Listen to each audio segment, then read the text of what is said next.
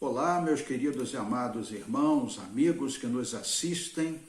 Queremos saudá-los com a paz do Senhor Jesus. Que Deus nos abençoe a todos. Em mais uma missão, desta feita para considerarmos os estudos, a sequência de estudos que estamos fazendo sobre as parábolas do Senhor Jesus. Estaremos dando sequência ao estudo desta revista que estamos utilizando, Parábolas de Jesus, e vamos nos reportar ao estudo de número 11, o amigo importuno e a viúva insistente. Antes de iniciarmos propriamente, nós vamos falar com Deus, vamos falar com o Senhor Jesus, sob os devidos cuidados do Santo Espírito de Deus. Oremos. Pai de imenso amor, nós nos colocamos diante da Tua presença para Te agradecer, porque um dia fomos alcançados pelo ensino da Tua palavra. Um dia nos rendemos aos Seus pés e por isso estamos aqui, mercê da Tua graça, da Tua maravilhosa graça. E para tanto te pedimos que o Senhor nos capacite, a mim e a todos quantos poderão ouvir esta videoaula, poderão assistir a esta videoaula, de maneira que a Tua palavra possa impactar os corações, para a honra e para a glória do Teu santo nome. Assim te oramos, agradecidos no nome de Jesus. Amém. Queridos, conforme dizíamos, teremos agora a oportunidade de lermos um trecho. São dois trechos, um para a parábola do amigo oportuno, que está em Lucas 11, versículos de 5 a 8, e um para nos reportarmos ao estudo da parábola da viúva insistente, que também está em Lucas, porém no capítulo 18, nos 8 primeiros versículos, tá bom?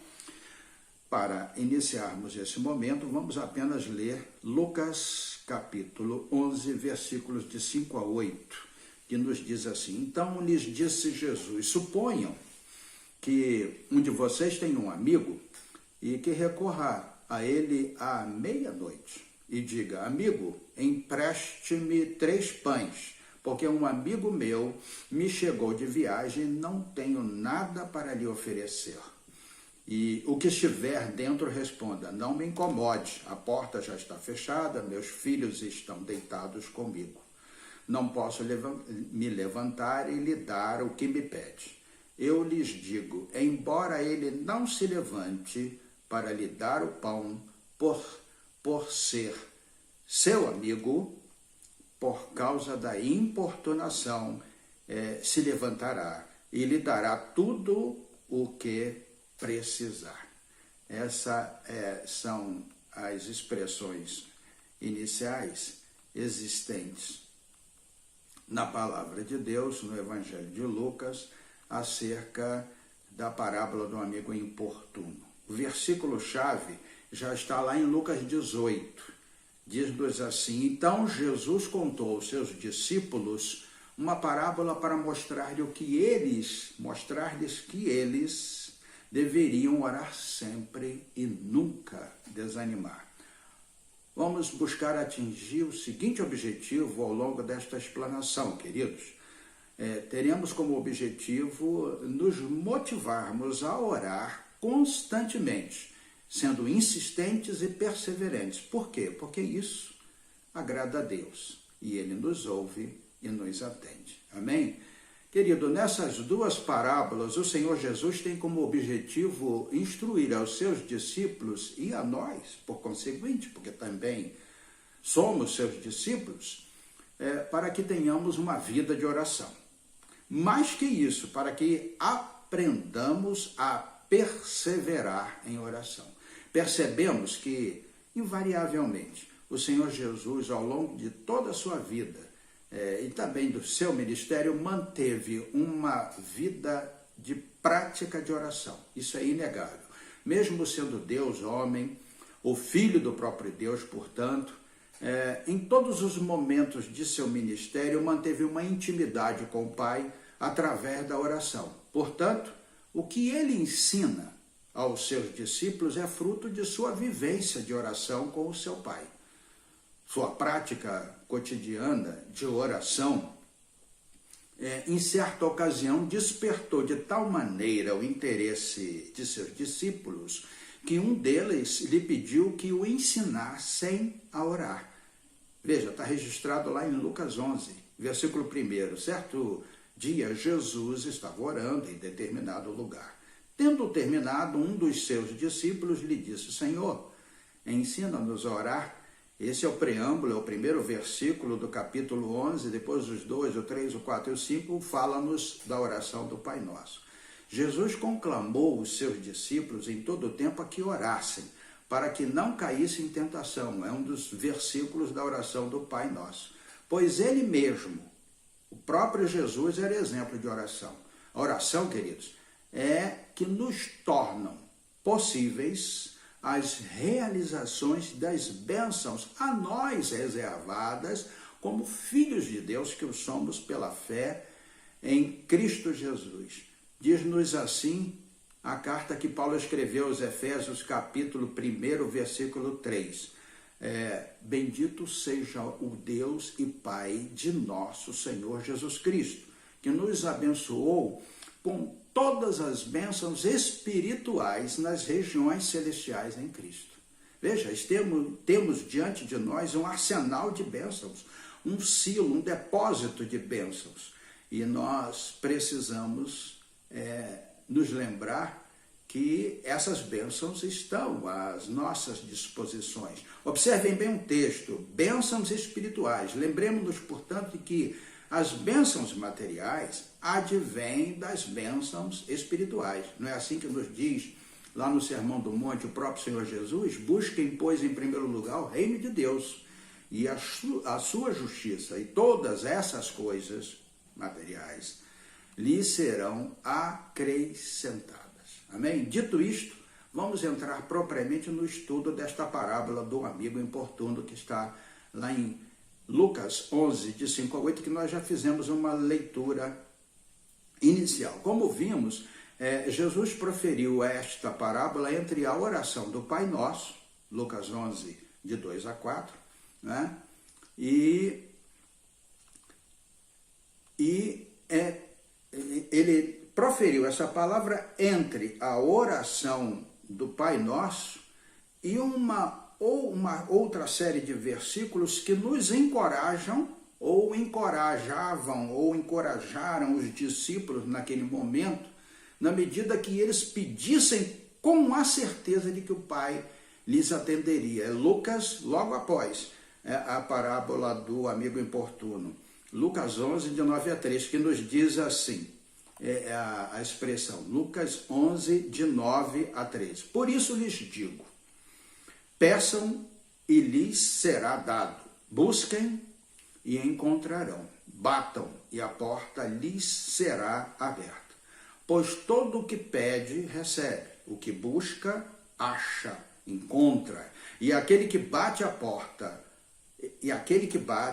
a porta será aberta. O versículo 11 nos diz assim, qual pai entre vocês, se o filho lhe pedir um peixe, em lugar disso lhe dará uma cobra? Ou se pedir um ovo, lhe dará um escorpião? Se vocês, apesar de serem maus, sabem dar boas coisas aos seus filhos, quanto mais o Pai que está nos céus lhe dará o Espírito Santo a quem o pedir. Amém, queridos? Muito bem. Essa parábola que está entre a oração do Pai Nosso e essas palavras de encorajamento aos discípulos para que pedissem com a certeza de que o Pai lhes atenderia, ela também, evidentemente, é dirigida para nós no nosso tempo, nesse tempo de hoje, né?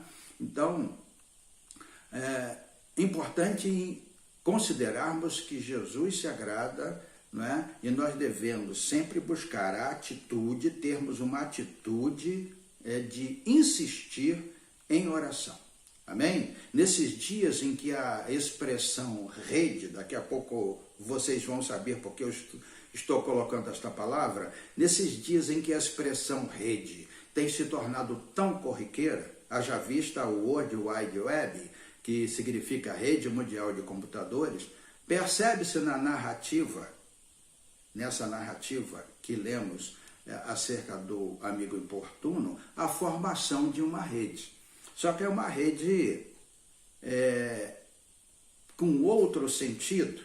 Não deixa de ser uma rede, mas tem um objetivo, é uma rede de petição fraternal, digamos assim.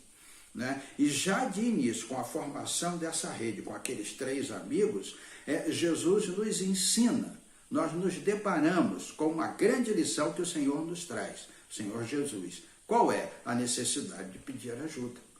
Pedir ajuda a quem está mais próximo.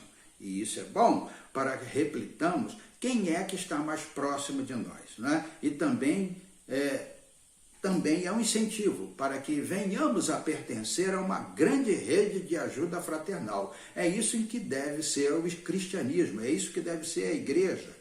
A igreja, que é a reunião de todos nós, deve ser uma grande rede de ajuda fraternal, já que somos todos filhos de Deus, pertencemos ao mesmo Pai.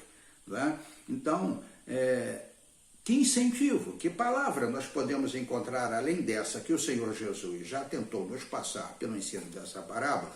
Nós podemos encontrar isso lá em Paulo falando aos Filipenses capítulo 4, versículo 6, quando ele diz assim: não andem ansiosos por coisa alguma, mas em tudo, pela oração e súplicas e com ação de graças, apresentem seus pedidos a Deus. Amém? Então, toda e qualquer rede que viermos a fazer, né? Onde uns possam ajudar os outros, como foram aqueles 3 amigos lá, contrariamente ou a favor daquela petição que foi feita, né? Nós tenhamos sempre em mente que ao fim dessa rede tem que estar um amigo sobremodo excelente, que é o nosso Senhor Jesus, que é Deus. Porque Ele é a quem nós devemos nos dirigir para pedirmos sempre ajuda. Um dos atributos de Deus, queridos, é a sua a sua onisciência, o fato dele tudo saber acerca de nós. No entanto, mesmo tendo pleno conhecimento do que se passa com cada um dos seus filhos, né? E assim se expressa Davi lá no Salmo 139, versículo 4, quando ele deixa assim registrado: antes mesmo que a palavra me chegue à língua, tu já a conheces inteiramente, Senhor. Então, mesmo sabendo tudo quanto se passa conosco, né, ele espera que por meio de nossas orações nos relacionemos com ele e nos tornemos íntimos dele. Esse é o desejo de Deus para com cada um dos seus filhos, a ponto desse relacionamento vir a ser a expressão de um retrato fiel, de um retrato sincero de todos os nossos desejos, sonhos, aspirações, de nossas angústias, de nossos temores, de nossas aflições, tudo quanto existir em nosso coração, que nós possamos nos desnudar na presença de Deus e deixar isso muito claro para Ele. Ele sabe o que está acontecendo conosco, mas Ele espera que nós nos tornemos íntimos dele. Isso é importantíssimo. Essa parábola, querido, ela não nos traz à tona pura e simplesmente o pedido de ajuda. Não é somente isso, mas ela quer indicar, ela quer nos chamar a atenção, ela quer realçar que as nossas orações, elas devem ser direcionadas àquele que é o único e suficiente, que de fato pode nos socorrer. Este é um sentimento que devemos nutrir, passar para aqueles que estão ao nosso redor, ensinar os nossos filhos, compartilharmos com os nossos cônjuges, com os nossos irmãos. É um sentimento que devemos nutrir, portanto, por toda a nossa existência cristã. Não devemos terceirizar, não devemos buscar atalhos, mas sempre devemos pedir ajuda a quem? Ao próprio Deus. Amém? Queridos, O que se passa nesses versículos desta parábola é a exata noção de que Deus quer que façamos, que é perseverarmos em oração. Se não vejamos, existem 3 amigos nessa parábola. Um deles é o amigo visitante. Era um viajante que seguia o seu caminho e dirigiu-se à casa de um amigo, onde ele sabia que lhe seriam oferecidos comida e abrigo. Após muitas horas de jornada, muito cansado e já bem tarde, segundo a narrativa, meia-noite, né, ele chega e bate a porta onde este seu amigo morava. Aquele cuja porta foi batida, ao reconhecer a sua voz, abre-lhe imediatamente a porta de sua residência e lhe dispensa a tradicional hospitalidade oriental, por que não dizer tão característica do povo judeu, que eram hospitaleiros. Eles sabiam que deviam oferecer hospitalidade aos viajantes, mesmo porque essa era uma recomendação existente na própria lei de Moisés. Só que descobre, tão logo o amigo chega e narra que está de viagem e que precisa de abrigo, de alimento, que não havia nenhum pão assado na sua despensa. E temendo não poder atendê-lo condignamente, apesar de muito tarde, resolve importunar o seu amigo vizinho, pedindo que lhe empreste 3 pães. Isto porque, claro, como já dissemos, ele era hospitaleiro e, recebendo em uma hora avançada um amigo, entende que era justo até mesmo importunar o seu amigo vizinho já tão tarde da noite. O terceiro amigo, o importunado, né, é então acordado pelo seu amigo vizinho, que por sua vez fora também despertado por seu amigo viajante. Né? É uma rede. E diante do pedido de empréstimo de 3 pães, profundamente aborrecido, muito chateado, responde educada, porém definitivamente, que sua esposa, seus filhos já dormiam e qualquer movimento poderia acordá-los, e que, portanto, seria melhor que alguém ficasse sem pão e esperasse até o amanhecer, quando então se poderia assar pães e oferecer para todos. Mas aí acontece a perseverança, a insistência. Aquele que suplicava à porta do vizinho importunado não aceitou um não como resposta. Fechou seus ouvidos à negativa e continuou a bater e a pedir insistentemente.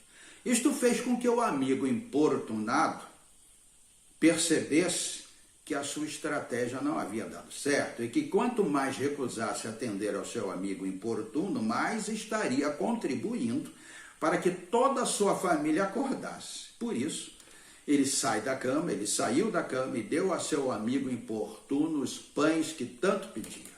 Note-se, ele não atendeu por compaixão, muito menos por ser benevolente, mas rendeu-se pela insistência. Então, o versículo 8 daquele texto que nós já lemos. Eu lhes digo, embora ele não se levante para dar-lhe o pão, por ser seu amigo, por causa da importunação, se levantará e lhe dará tudo o que precisar. Amém? Veja, a seguir a narrativa dessa parábola, nós temos lá os versículos 11, 12 e 13, que nos fala sobre o fato de que nós devemos pedir com insistência, crendo que receberemos. E há aquela narrativa que eu vou tornar a ler. Qual pai, dentre vocês, se o filho lhe pedir um peixe, em lugar disso lhe dará uma cobra? Ou se lhe pedir um ovo, lhe dará um escorpião? Se vocês, apesar de serem maus, sabem dar boas coisas aos seus filhos, quanto mais o Pai, que está no céu, dará o Espírito Santo a quem o pedir. Jesus expõe nisto nesta sequência o propósito central de sua parábola, qual seja, Deus é o chefe da família, é o quarto amigo daquela rede de petição fraternal, e tem mais desejo de dar, de oferecer, do que nós possuímos de receber. Sabe por quê? Porque Deus sabe nos dar o melhor. Ele sabe o que é melhor para nós. Nós muitas vezes nem sabemos como pedir, o que pedir. Estamos perdidos, pedimos qualquer coisa. Mas Deus, voltamos a considerar, tem muito maior desejo de nos dar do que nós de recebermos, principalmente o que é melhor para nós. Outra coisa, Deus nunca dorme, portanto, Ele nunca é perturbado quando vamos a Ele. É isso que nos ensina lá Tiago, na sua carta, capítulo 1, versículo 5. Ele diz que Deus nos dá liberalmente, e nisto Ele tem prazer, em satisfazer as nossas necessidades. Veja bem, não são os nossos impulsos, os nossos desejos não muito bem substanciados, são as nossas necessidades. Contudo, um grande ensinamento se faz aí. Contudo, há algo que precisamos fazer. Orar com insistência, orar com perseverança. Se estas, a insistência e a perseverança, venceram aquele homem egoísta e preguiçoso que não queria acordar, quanto mais a oração prevalecerá perante o Deus que cuida de nós. Insistimos, queridos irmãos e amigos, que o amigo importunado precisou ser acordado e constrangido em razão das circunstâncias a atender ao amigo importuno. Mas Deus, o quarto amigo daquela rede de petição fraternal, não cochila e nem dorme. Insistir e perseverar tornam mais intensas as nossas orações e demonstram a intensidade revelada pela aquela exortação a seguir do Senhor. Pedi, buscai e batei. Versículo 9. Por isso lhes digo, peçam e lhes será dado, busquem e encontrarão, batam e a porta lhes será aberta. Eu li nessa pesquisa que eu fiz uma história muito interessante. Muitas vezes nós nos comportamos como aqueles meninos travessos. Eu já fiz isso uma vez, ou talvez até mais de uma vez. É uma brincadeira inoportuna, mas que nós, crianças, gostavam muito de fazermos. Tocar a campainha do vizinho e sairmos correndo. Às vezes nós nos comportamos assim com Deus. Nós nós pedimos, buscamos, batemos, mas não com muita insistência, não com muita perseverança. A gente bate e sai correndo. O resultado é que Deus nem pode nos atender. Talvez como uma vizinha ou um vizinho importunado, ele pense, bem, isso aí é alguém brincando. Isso é apenas uma figura para que nós entendamos que enquanto cristãos, enquanto filhos de Deus, precisamos de que as nossas orações se tornem intensas através desses três imperativos. Devemos pedir, devemos buscar e devemos bater. Enfim, queridos, Cristo nos exorta a uma oração perseverante e persistente. E faz isso através da parábola que acabamos de ler e do mandamento que também acabamos de ler. Por isso lhes digo, peçam e lhes será dado, busquem e encontrarão, batam e a porta será aberta. Se o amigo que desejava pão para o seu amigo visitante não foi desencorajado pela recusa do outro, porém continuou a pedir insistentemente e cada vez com mais intensidade, quanto mais nós, Eu faço questão de insistir, estou batendo nessa tecla. Quanto mais nós, a quem Jesus nos chama de amigos, nos convém sermos o quê? Incansáveis em apresentarmos as nossas petições a Deus, cujo amor paterno não precisa, como a precária amizade humana, ser constrangido e relutante, mas de boa vontade, deixa-se conduzir pelos nossos pedidos. Amém? Agora é interessante considerarmos isso. Deus não responde às nossas repetidas orações para se ver livre de nós, mas porque nos ama. Deus sabe o que é necessário para cada um de nós, muito mais do que nós, porque nós não sabemos o que pedir muitas vezes. Então, Deus sabe o que é necessário quando lhe pedimos segundo a sua vontade, que é boa, agradável e perfeita. Olha o que nos diz 1 João, capítulo 5, versículo 14. Esta é a confiança que temos ao nos aproximarmos de Deus. Se pedirmos alguma coisa de acordo com a sua vontade, Ele nos ouve. E se sabemos que Ele nos ouve, em tudo o que pedimos, sabemos que temos o que dele pedimos. Amém? Louvado seja Deus. Passemos agora, queridos, já que tivemos a ocasião de vermos a necessidade de orar, a necessidade de perseverarmos na oração, passemos agora ao estudo da parábola da viúva insistente, que é uma maneira que Cristo teve naquele momento e tem nos dias de hoje, de nos ensinarmos que orar é dever de todo servo de Deus. A oração é dever do servo de Deus. A segunda parábola, ela forma um par com a parábola do amigo importuno e também ensina a necessidade de oração paciente, persistente e perseverante. Ambas se harmonizam, embora não tenham sido proferidas pelo mestre em circunstâncias bem diferentes.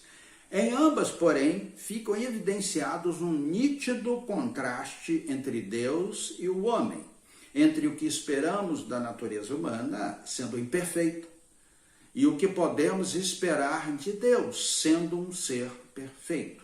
Ambas nos conduzem a concluir que Deus não falha para conosco, como os amigos fazem em algumas vezes, tá certo? Enquanto que a primeira parábola nos instrui a uma atitude de pedir, buscar e bater, portanto, insistir em nossas petições, a segunda parábola traz em seu bojo uma ênfase à oração como um dever de todo servo de Deus. É um dever nosso. Assim, na segunda parábola, o Senhor adverte inicialmente sobre o dever de orarmos sempre sem esmorecer. Logo, Lucas 18:1. Então, Jesus contou aos seus discípulos uma parábola para mostrar-lhes que eles deveriam orar sempre e nunca desanimar. Amém? Interessante frisar, queridos, esta parábola foi proferida pelo mestre após a narrativa dos últimos 16 versículos do capítulo 17 de Lucas, que versa sobre um breve discurso a respeito da segunda vinda dele. Ele já estava falando sobre a vinda dele aos seus discípulos. E ele fala isso lá em Lucas 17, de 22 a 37. O discurso de Lucas 17 é dominado pelo anúncio de catástrofes, de desastres repentinos e culmina com uma imagem assustadora de morte e de destruição, que é justamente o versículo 37, onde os discípulos perguntam: onde, Senhor? E perguntaram eles, os discípulos, e Jesus e ele respondeu: onde houver um cadáver, ali se ajuntarão os abutres. A parábola em questão começa após essa narrativa sobre os últimos tempos, e sua mensagem inicial é que eles, os discípulos, deviam orar sempre e nunca desanimar, tá certo? Não obstante, não contribuísse, em contrário, quão escuros sejam os tempos. Mesmo que o mundo inteiro pareça estar desabando e se aproximando do juízo final, homens e mulheres justos precisam persistir em oração. E eles podem estar certos de que Deus os ouvirá e os responderá. E nós podemos estar certos de que Deus nos ouvirá e nos responderá. São em tempos como os nossos, esses tempos contemporâneos que vivemos, quando vivemos dias ruins, que nossas orações devem ser urgentes, persistentes, e não podemos esmorecer, nos desanimar em proferi-las sempre. Amém? Depois de sermos instruídos sobre a perseverança na oração no contexto da amizade vivenciada por uma rede de petição fraternal, lá daqueles 3 amigos, que podem ser considerados 4 amigos, que é um sobremodo excelente, segue-se um texto em que Jesus trata da perseverança na oração no contexto da justiça. Para tanto, Jesus reúne 2 personagens, um juiz ímpio e uma viúva insistente. Quem era esse juiz ímpio? Não era uma pessoa confiável, pois por meio de sua própria boca pôde declarar, Lucas 18:4, embora eu não tema a Deus e nem me importe com os homens. E também não possuía amor nem zelo por justiça, sendo alguém sem retidão. Disse-nos o Senhor acerca dele. Ele disse, em certa cidade havia um juiz que não temia Deus nem se importava com os homens. Amém? Este era um retrato comum da justiça na Palestina, naquela época que estava a Palestina dominada pelos romanos, no século I.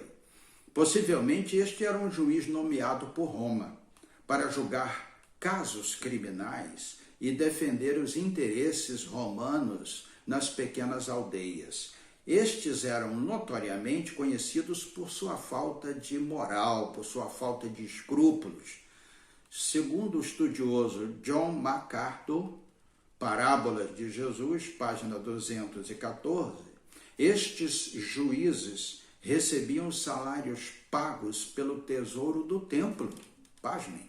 Apesar de serem gentios e incrédulos, o que os faziam odiados pelos judeus, tão odiado quanto os publicanos, que eram coletores de impostos. Agora vamos falar rapidamente sobre a viúva insistente. Era uma pessoa injustiçada, claro, fica evidente logo do primeiro momento, e desejava receber o que lhe era devido. Alguém lhe tinha tirado algo que lhe era de direito. O magistrado não deu, porém, a devida importância e tratou-a como eram tratadas as viúvas, que após perderem seus maridos e não tendo um parente próximo que fosse homem, para defender suas causas, seus interesses, se tornavam pobres, impotentes, não amadas e sem esperança. A lei mosaica fazia referências que protegiam as viúvas e os órfãos. No entanto, além de não ser ou de não possuir um parente homem, que a defendesse, ela vivia numa nação dominada pelos romanos e estava com a sua queixa nas mãos de um juiz ímpio. Mas há um juiz divino e um juiz justo. O magistrado não queria atendê-la, mas ela continuava a ir a ele e clamava. Insistia, persistia. Versículo 3 nos diz assim, e havia naquela cidade uma viúva que se dirigia continuamente a ele, ao juiz ímpio, suplicando-lhe, faze-me justiça contra o meu adversário. Mesmo não tendo respeito e disposição para fazer justiça, o juiz resolveu atendê-la. Versículo 4. Por algum tempo ele se recusou, mas finalmente disse a si mesmo, embora eu não tema a Deus e nem me importe com os homens, esta viúva está me importunando, está me aborrecendo. Vou fazer justiça para que ela não venha mais continuar a me importunar. Como está registrado no versículo 1 do capítulo 18, onde começa a ser registrada essa parábola, o Senhor Jesus usou-a a fim de que os discípulos fossem movidos para o dever de orar. A ênfase do mestre é que eles soubessem claramente que estão diante de um Deus que é um juiz divino, portanto é Deus, e justo, que eles estão diante de um Deus que se agrada da oração perseverante. Versículo 6, e o Senhor continuou, ouçam o que diz o juiz injusto. O Senhor Jesus acentua que, diante da decisão do juiz injusto, ímpio, iníquo, desse juiz que não resistiu à insistência da viúva, quanto mais Deus, que é santo e justo. Acaso Deus não fará justiça aos seus escolhidos, que clamam a Ele, dia e noite? Continuará fazendo-os esperar? Versículo 8. Eu lhes digo,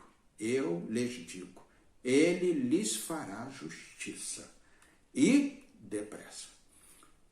Aprendamos que perseverar em oração constante e insistente diante de Deus agrada-o, e o socorro com certeza vem em tempo oportuno. Amém, queridos? Vamos agora ao desfecho dessa parábola. Lembre-se do contexto. Esta parábola é um pós-escrito a um breve discurso a respeito da segunda vinda de Cristo, certo? Lembram que já frisamos isso há poucos instantes? Cristo será revelado, diz-nos lá Lucas 17:30. Acontecerá exatamente assim no dia em que o Filho do Homem for revelado. Cristo destruirá todos os seus inimigos. Isso está lá em Apocalipse 19, versículo 21. Os demais foram mortos com a espada que saía da boca daquele que está montado no cavalo. E todas as aves se fartaram com a carne deles. Essa é a cena a qual se refere Lucas 17:37. Onde, Senhor? Perguntaram-lhe os discípulos. E ele respondeu, onde houver um cadáver, ali se ajuntarão os abutres. A parábola do juiz ímpio segue-se a toda esta breve narrativa, queridos, do grande e terrível dia do Senhor. A parábola é contada no contexto do tema da segunda vinda do Mestre, do Senhor Jesus. E o grande desfecho desta parábola, a grande lição que o Mestre quer transmitir aos seus discípulos e a nós, que somos também seus discípulos, é a de que, enquanto eles estivessem esperando a sua volta, em meio a um mundo cada vez mais corrompido e condenável, eles não deixassem de orar e muito menos nunca se desanimassem. Versículo 1, vamos repetir, vale a pena. Então Jesus contou aos seus discípulos uma parábola para mostrar-lhes que eles deviam orar sempre e nunca desanimar. Esta recomendação, querido, do Mestre aos seus discípulos é um encorajamento. Orar para que o Senhor retorne, olha, para os seus discípulos e para nós também, por via de consequência. Orar para que o Senhor retorne e também orar para que eles tenham forças para suportar o fim. Esta amorosa recomendação se resume no próprio Evangelho de Lucas mais adiante. Estamos no capítulo 18, vamos ao capítulo 21, lá nos versículos 33 até o 36. Diz-nos assim a palavra de Deus. Lucas 21, a partir do 33. O céu e a terra passarão, mas as minhas palavras jamais passarão. Tenham cuidado para que os seus corações não fiquem carregados de libertinagem, bebedeira e ansiedades da vida, e aquele dia venha sobre vocês inesperadamente, porque ele virá sobre todos os que vivem na face de toda a terra. Estejam sempre atentos e orem para que vocês possam escapar de tudo o que está para acontecer e estar de pé diante do Filho do Homem. Portanto, esta é uma amorosa recomendação. Orar para que o Senhor retorne e também orar para que todos nós tenhamos forças para suportar o fim. E não peguemos nenhum atalho, mas perseveremos pelo caminho estreito até o fim. Amém? Essa é a prova de que a parábola do juiz injusto, ou do juiz ímpio, ou do juiz iníquo, se refere à segunda vinda, encorajando a todos que orem fiel e persistentemente por aquele dia. O final de Lucas 18:8 é a chave. O que diz lá no final desse versículo? Contudo, quando o Filho do Homem vier, encontrará fé na terra? É uma pergunta. Ele encontrará o seu povo, a sua igreja, perseverando em oração? Ou será que muitos desanimarão? A parábola, portanto, é um encorajamento para que perseveremos e continuemos orando. Amém? A viúva, queridos, representa todos os cristãos verdadeiros, representa a noiva de Cristo, representa a sua igreja. Como a viúva, somos pessoas impotentes, somos dependentes do Senhor, somos pobres de espírito. Veja o que está escrito lá naquela admoestação que Paulo fez à igreja em Corinto. 1 Coríntios 1:26. Irmãos, diz Paulo, pensem no que vocês eram quando foram chamados. Poucos eram sábios, segundo os padrões humanos, poucos eram poderosos, poucos eram de nobre nascimento. Tá certo? Então, nós somos como aquela viúva, por ser mulher naquela época, por não ter um homem que a representasse, uma pessoa que fica à mercê de um juiz iníquo, mas nós, em Cristo Jesus, somos fortes. Mas o nosso juiz celestial não é como o juiz da parábola.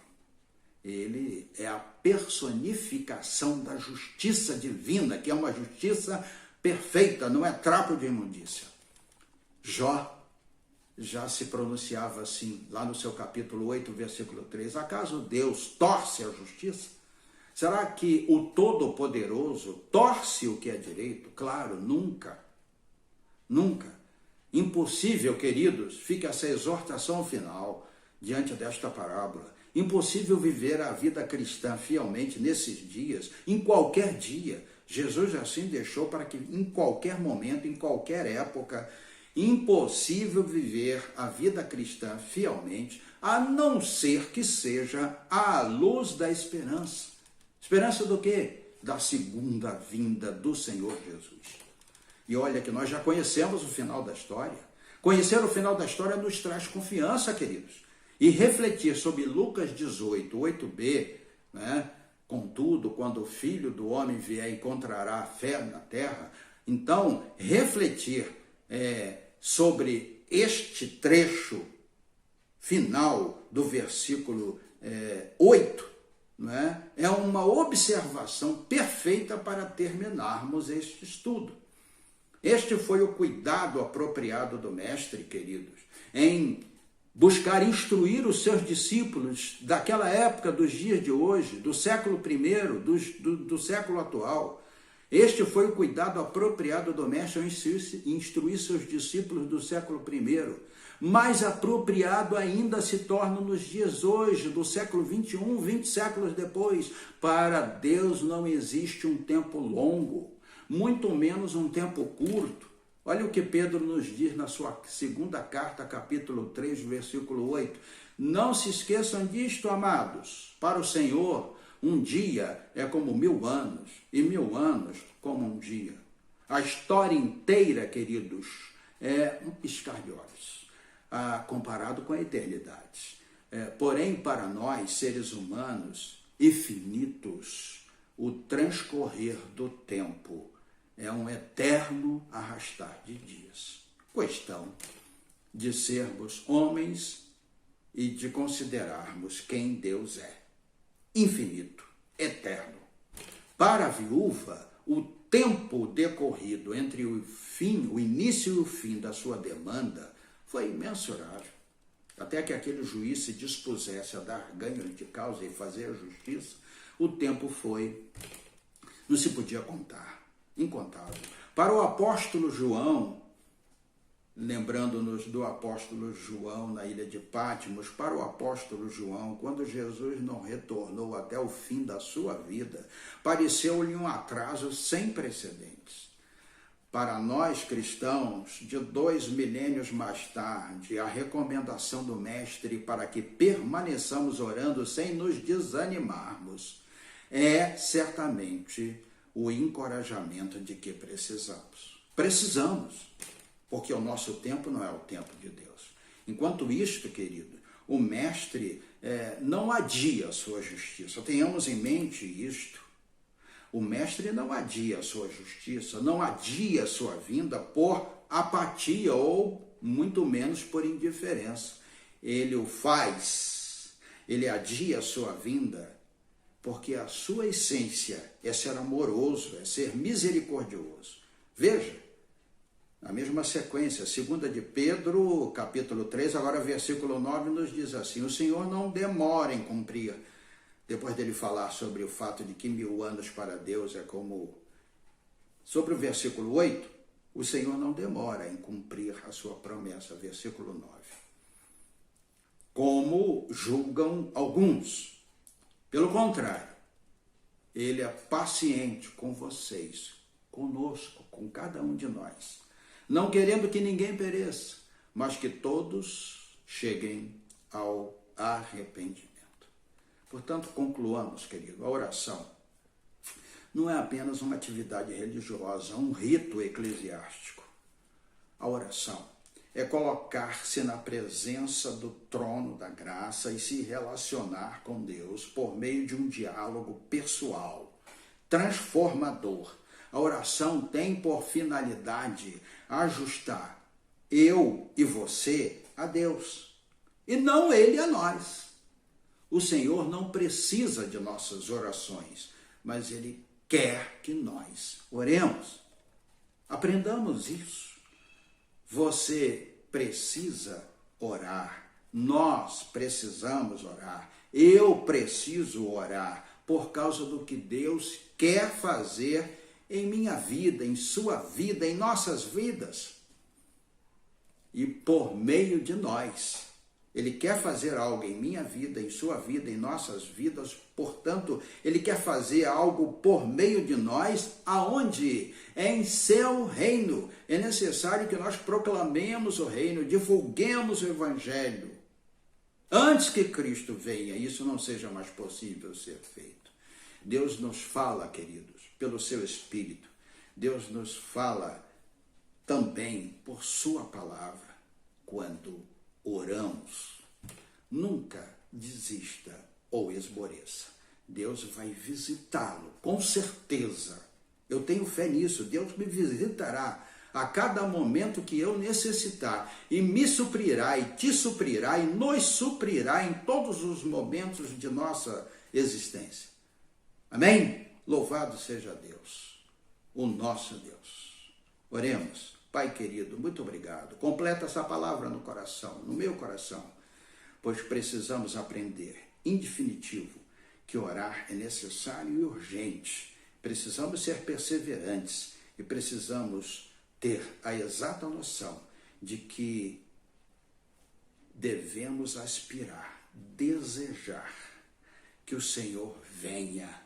Maranata, ó, vem, Senhor Jesus, porque conhecemos como será o final e desejamos, ó Deus, que o Senhor nos encontre trabalhando em prol da divulgação do Teu reino, da divulgação do Teu santo Evangelho.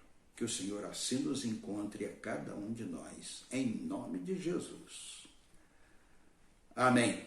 Amém. Louvado seja o nosso Deus.